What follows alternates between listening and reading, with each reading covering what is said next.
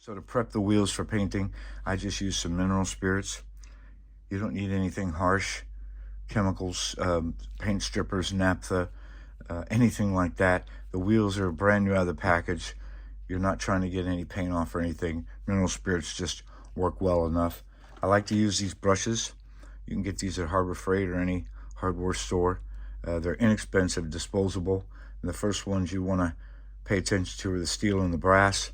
So what I like to do is I use the brass one in this case, and we can just take the wheel out of the mineral spirits only after about a few minutes. You don't need to let them soak a long time. And you just scrub it like that. And what you're doing is you're just kind of scoring, roughing the surface, kind of at the micro level, so to speak. Just giving it a good clean, just like that. And then from there, we'll go straight into the 91% alcohol, 70% alcohol will work. And now I just use the plastic brush here and just give it a clean, just making sure we get rid of all the mineral spirits, just giving it a real clean. 91% is a great drying agent. So then when you're done, you just take it, transfer it to a towel, allow it to dry. One thing is I found with a Q-tip on the back side of the wheels, it's good. You can fit it in there and get some of the residue off if you want. Just like that.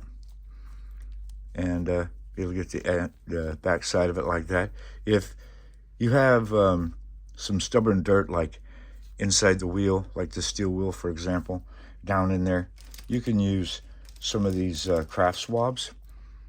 They're smaller, they're finer, and it can get in there with the finer details. But after the alcohol, now I sit here, I just make sure they're dry, wait about 15 or 20 minutes, then we can get them into primer.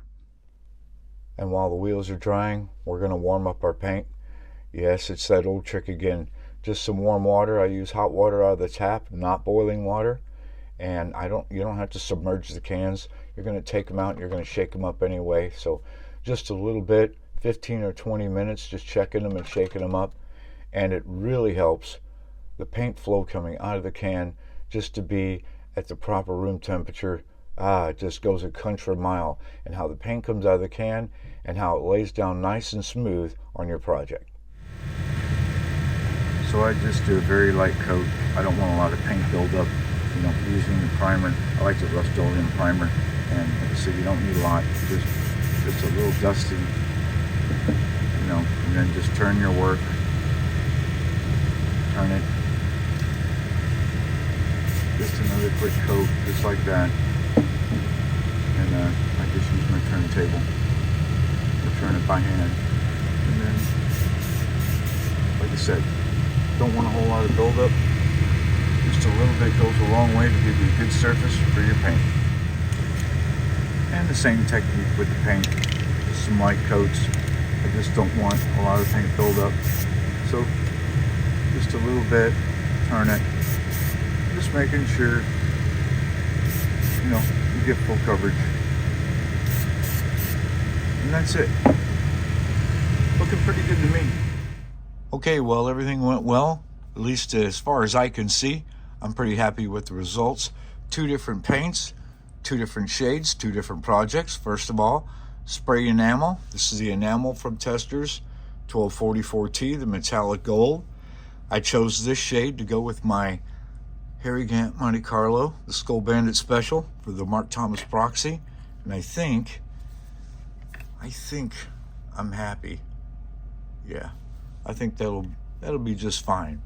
If we have to put a little bit of weathering on it, that's what we'll do. On this side, it's the lacquer. This is just the pure gold from Testors, and I chose that to go with this Carrera NASCAR. I think I've done this one before, and I really like that shade.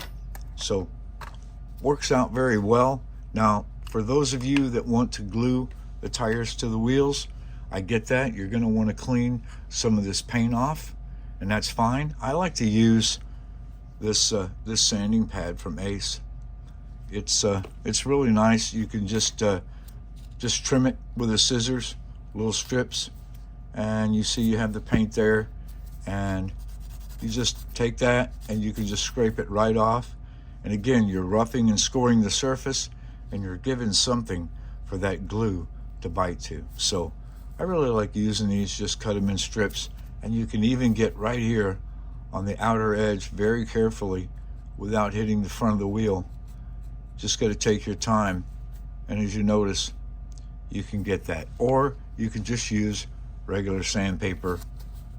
That'll do the trick. And some of you like putting them in your tire machines and just letting it eat and putting some scouring pad or some sandpaper up there. You can do that too, or in a drill press, but most of the time I just do it by hand. Anyway, I hope this helps you folks with painting your aluminum wheels, getting the right colors.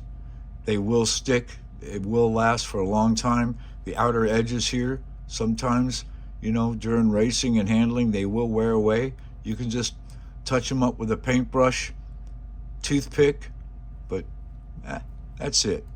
I think the finish came out really well, and it's just not too heavy. Anyhow, hope to hear from you guys online as usual. We'll see you there.